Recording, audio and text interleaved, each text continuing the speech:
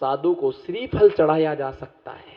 बोलो, साधु को कै के लिए, ठहरने के लिए, शीत योग के लिए, ग्रीष्म योग के लिए, चातुर्मास के लिए साधु को श्रीफल चढ़ाया जा सकता, पर साधु को खरीदा नहीं जा सकता है। तुम खरीद नहीं सकते हो। दुनिया में एक ही ऐसी वस्तु है इसका क्रय और विक्रय नहीं होता है। बच्चे भी बिकने लगे, आज का समय खराब है। यदि तुम्हारा सीजर से बच्चा हुआ है, ध्यान से सुनना, अगर तुम्हारा बच्चा सीजर से हुआ है, मत मानना कि मेरा बेटा है, मत मानना ये मेरा बेटा है, क्योंकि सीजर में, ऑपरेशन थिएटर में एक साथ 10-10 बच्चों के लिए जन्म होता है। डॉक्टर पहले से सेटिंग कर लेता है, तुम्हें बेटा चाहिए, बेटी चाहिए, क्या चाहिए, तुम्हारा बेटा उसको दे दी, उसकी बेटी तुमको दे दी, तुम्हारा सीजर से भी बच्चा हुआ। चैलेंज से मैं कहता रत्नकर्ण श्राप का चार की देशना में कि तुम्हारा बच्चा नहीं हो सकता है, तुम्हारा बच्चा नहीं हो सकता। भूल के देख लेना, सोच लेना, विचार कर लेना, जहां बहुत सारी तादाद में बच्चे पैदा होते, तुम्हारा बच्चा नहीं है, तुम्हारा बच्चा दूसरे की गोदी में गया, दूसरे का बच्चा तुम्हारी गोदी में आया है। दुनिया में लड़कियां भी बिकने लगी, गाय भैंस की तरह छोरियों का क्रय विक्रय है ना, काला बाजार होने लगा। बहू पहले आती थी, आज बहुएं नहीं आती हैं। आज इनको खरीद करके 10-10 लाख में दलालों के निमित्त से खरीद करके लेके आ रहे हो। इसलिए हमारी जो जातियों की परंपरा है वो हमारे समाज में भ्रष्टाचार में बदलता चला। आने वाले समय में मुझे सोचना पड़ेगा कि किसके घर पर आहार करने जाऊं, किसके घर पर आहार करने जाऊं, क्योंकि अशुद्ध आहार मिलेगा तो मोक्ष मार्ग दूषित हो जाएगा। सोचना पड़ेगा किसके घर पर हम आहार करने जाएं, क्योंकि कोई घर शुद्ध मिलने वाला नहीं है। किसी गांव में मेरा चातुर्मास हुआ, वो चातुर्मास में जिस 350 घर थी, 350 घर में से सिर्फ 55 घर सिलेक्ट किए गए आहार के लिए। बस 55 घर शुद्ध थे, बाकी किसी घर में शुद्धि नहीं थी। साधु को श्रीफल चढ़ाया जा सकता है। बोलो, साधु को श्रीफल चढ़ाया जा सकता है, पर साधु को खरीदा नहीं जा सकता है। साधु की मर्जी है, श्रावक की अर्जी है, और साधु की मर्जी है। हम रुके हुए हैं। जिस दिन मैं जाना चाहूं उस दिन मैं यहां से प्रस्थान कर सकता हूं। तुम कह सकते हो 2 दिन रुक जाओ, 2 दिन सेवा का मौका और दे दीजिएगा। पता नहीं ये गंगा फिर दोबारा कब लौट करके आएगी। पलक पावड़े बिछा करके बैठे रहना, परंतु ये एक बार आगे बढ़ जाते तो लौटाना इनको बहुत मुश्किल होता है, बहुत मुश्किल होता है। एक सच्चा भक्त कहता, गुरुवर 2 दिन और रुक जाओ, 2 दिन का सेवा का मौका मिल जाएगा, क्योंकि जो अपने गांव में सेवाएं संभव हैं वो पर गांव में जाने के बाद सेवाएं संभव नहीं है। सोचना पड़ता है। बोलो चित्तौड़ा जी, सोचना पड़ता है। भली 10 किलोमीटर गांव पास में हो तो भी घर से बाहर निकलने के लिए सोचना पड़ता। मैं तो इन माताओं से यही कहूंगा कि इन बच्चों को सोने की चैन दो या ना दो, मकान बना के दो या ना दो, पर ये जरूर कहना कि जब तक तुम्हारे हाथों में दम रहे तब तक निर्ग्रंथ मुनियों की सेवा। कोई बात नहीं, तुम्हारा बेटा मुनि नहीं बन पाया, पश्चाताप मत करो, परंतु जो मुनि बन गए उनकी तुम क्या करो, सेवा करो, उनकी तुम सेवा करो। इन्हें खरीदा नहीं जा सकता, ये खरीदे नहीं जा सकते हैं। जिस दिशा में इनकी इच्छा होती बढ़ जाते हैं, आगे चले जाते हैं। लोग सोचते हैं आगे क्या होगा, ये व्यवस्थाएं मिलेंगी नहीं मिलेंगी, भाग्य भरोसे वो आगे आगे चलते रहते हैं। उनके पुण्याई से उनकी व्यवस्थाएं बनती रहती हैं। लोग इंतजार में खड़े हैं। बोलो लोग इंतजार में खड़े हैं। तुम्हें मत सोचो कि 4 दिन का समय रह गया, 1 महीने का समय रह गया। सबका निश्चित है किसका कहां क्या होना है। वो सही समय पर सही काम होता है। बोलो सही समय पर सही काम होता है। तुम चिंता मत करना। कोई भी साधु बिना चातुर्मास के नहीं रहता है। भली वो क्षुल्लक जी हो, एलक जी हो, कहीं ना कहीं उनके भाग्य से उनका चातुर्मास संपन्न होता है। और हर समाज अच्छे से अच्छा चातुर्मास कराने की कोशिश कोशिश करती गरीब से गरीब परिवार चौका दी लगाता। देखो आत्मीयता, आदमी स्वयं काजू नहीं खाता है, लेकिन साधु चौके में आया तो साधु को काजू देते। तमाम प्रकार की व्यवस्था, गरीब से गरीब आदमी अच्छे से अच्छी व्यवस्था है ना बना के चलता है, देता है। मुझे कभी खराब आहार नहीं मिला, हर श्रावक ने अच्छे से अच्छे आहार, और जिसने आहार कराया उसका उपकार मानना। आपने मुझे 24 घंटे धर्म ध्यान को दिए, उसने आहार दिया है, 24 घंटे का धर्म ध्यान उसने दिया। अगर आहार नहीं होता तो धर्म ध्यान नहीं हो पाता। आहार दान देने वाले की महिमा का वर्णन सरस्वती भी करने में समर्थ नहीं है। मैं तो ये कहता हूं, अच्छा है रोज अपने घर में चौका लगाओ, कोई कमी नहीं आती है। विवेक और बुद्धि का उपयोग कर रोज चौका लगाओ, रोज चौका लगाओ। नहीं आएंगे महाराज हम सोले का भोजन करेंगे, 4 रोटी बनाने में क्या जाता है। और नहीं है शक्ति तो कुछ सामग्री बना करके आहार को, जहां पर साधु गया उनके पीछे पीछे जाओ, 1 गिलास दे करके आओ, मन में समाधान रहेगा हमने आहार दान, आज मेरे हाथों से गुरुवर के हाथों में कुछ द्रव्य गया है। खूब जिंदगी के लिए कमाने के लिए, खूब जिंदगी। लोग 6 बजे से दुकान पर साधु आते ना, तो लोग बोल बोल के थक जाते, दुकानें बंद रखना, दुकानें बंद रखना, दुकानें बंद रखना, पर कोई सुनने ही को कोई तैयार नहीं। वो तो 6 बजे, पर मिलता क्या है, कुछ नहीं। तो इसलिए साधु को श्रीफल चढ़ाया जा सकता है, साधु को खरीदा नहीं जा सकता है। जब जब ये मौका मिले, जितना मौका मिले लूट लो। इन दिगंबर मुनियों से पुण्य की संपदा निरंतर प्राप्त होती है। अपने जीवन में ऐसा भाव रखें। आचार्य महाराज ने यही बतलाया कि छोटा सा बीज होता है, वट वृक्ष के समान उसका फल मिलता है। पात्र को थोड़ा सा दान देते हैं और उसका महान महान हमें क्या मिलता है, फल प्राप्त होता है। इसलिए सदैव हमेशा जैन कुल में जन्म लेने के बाद आहार दान में प्रवृत्ति करना चाहिए। और दूसरी बात यह है, ऐसा कोई धंधा नहीं करना कि जिससे हमें आहार दान में बाधा आए, और ऐसी जगह शादी नहीं करना जिससे कि हमें आहार दान देने में क्या हो, बाधा आए। आहार दान गलत जगह शादी करने पर जिंदगी भर के लिए तुम आहार दान नहीं दे सकते हो, परेशानी रहोगे। व्यापार तो हम चेंज कर सकते, बदल सकते हैं। मैं तो लोगों से यही कहता, बिना घी की रोटी खा लेना, बिना एसी के कमरे में सो लेना, है ना, किराए के मकान में रह लेना, पर ज्यादा संपत्ति कमाने के लिए ऐसा कोई धंधा नहीं करना जिससे हमारे यहाँ दिगंबर मुनियों की चर्या ना हो सके। और माताओं, निवेदन आपसे, गरीबी में जी लेना, पर कभी ब्यूटी पार्लर का काम नहीं करना। ब्यूटी पार्लर का काम नहीं करना। घर में बैठ करके जैन महिलाएं ब्यूटी पार्लर का काम करती, शर्म आती है। किसका काम है, किसका धंधा है, बताओ किसका। कई जैन महिलाएं, कई जैन लड़कियां 17 जात के लोगों के बाल निकालती, ब्यूटी पार्लर करती। शर्म करो, शर्म करो। भगवान को श्रीफल चढ़ाओ कि अंगली पर्याय, नाई की पर्याय देना, काहे को जैन पर्याय को लजवा रहे हो। चुल्लू भर नहीं है पैसा, चुल्लू भर पानी में डूब करके मर जाना। मैं होश में हूं, मैं होश में हूं, मैं आचार्य हूं।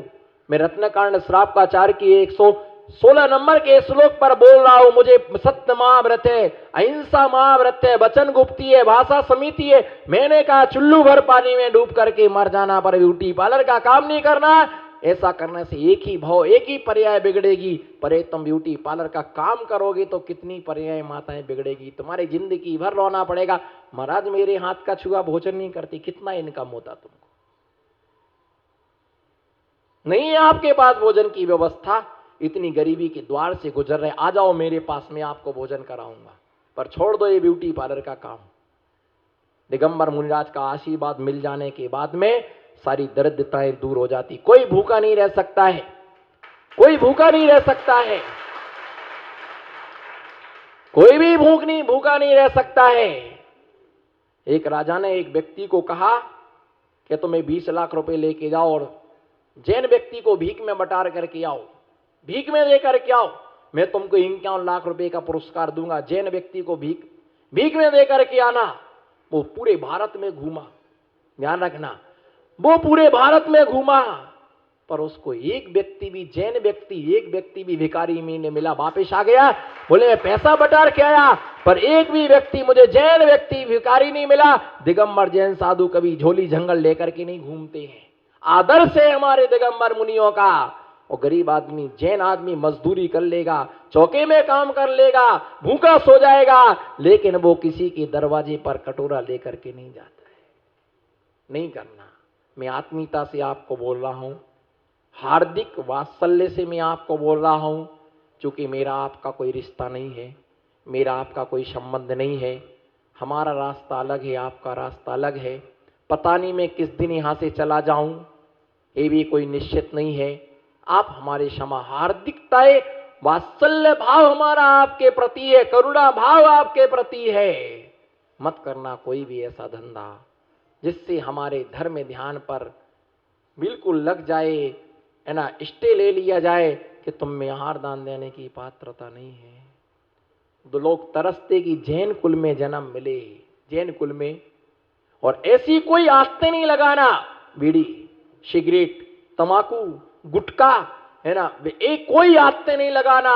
ये आस्ते जिनको लग गई, ऐसे व्यक्ति भी आहार दान देने के पात्र नहीं। आहार ना देना एक बात अलग है, बोलो, आहार ना देना एक बात अलग है। तुम आहार नहीं दे सकते, ये बहुत बड़ी सजा है। तुम आहार नहीं दे सकते। चरण ना छूना एक, बोलो, चरण ना छूना एक, पर तुम नहीं छू सकते। अब हमको विकल्प हो गया, हम क्यों नहीं छू सकते? हमने ऐसा कौन सा गुनाह किया है? हमने ऐसा कौन सा अपराध किया है? हम ऐसे कौन से पापी हैं? नहीं, तुम नहीं छू सकते हो। दुख इस चीज का है। ना देना दुख नहीं है, पर तुम दे नहीं सकते, ये सबसे बड़ा दुख है। इसलिए ऐसा कोई काम नहीं करना। जो बच्चे हैं, ऐसी जगह, गलत जगह शादियां नहीं करना। करोगे तो जिंदगी भर पछताओगे, जिंदगी भर दुख पाओगे।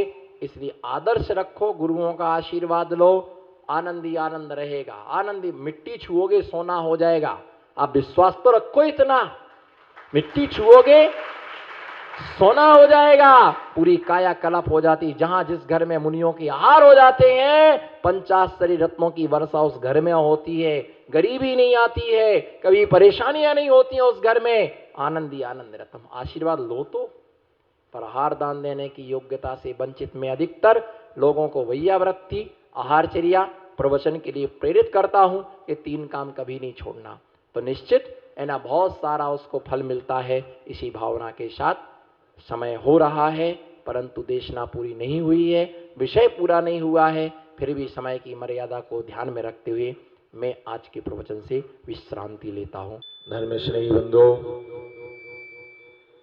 आचार्य समंतभद्र स्वामी ने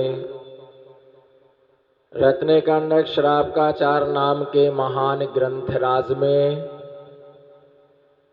श्रावक के लिए उसे अपने कर्तव्य का बोध कराया, उसके लिए सदमार्ग बतलाया, कल्याण का मार्ग बतलाया कि इस जीव का कल्याण कैसे होगा।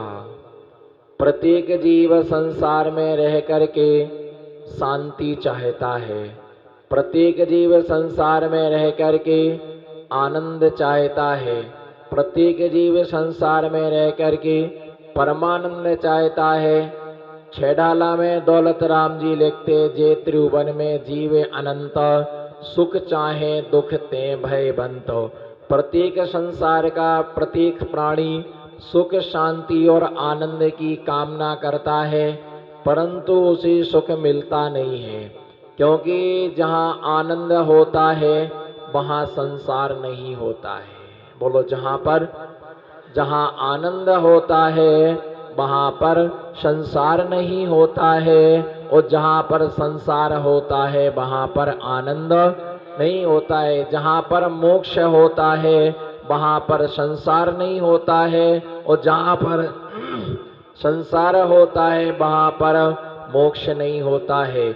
जहाँ परिग्रह होता है वहाँ पर मुनि नहीं होते हैं, और जहाँ मुनि होते वहाँ पर परिग्रह नहीं होता है। जहाँ पर शांति होती है, बोलो, जहाँ पर शांति होती है वहाँ पर, है ना, वो संसार नहीं होता है, और जहाँ पर संसार होता है वहाँ पर शांति नहीं होती है। इसलिए सर्व कर्मों की शांति से ही संपूर्ण रूप से जीव को शांति की प्राप्ति होती, आनंद की प्राप्ति होती है।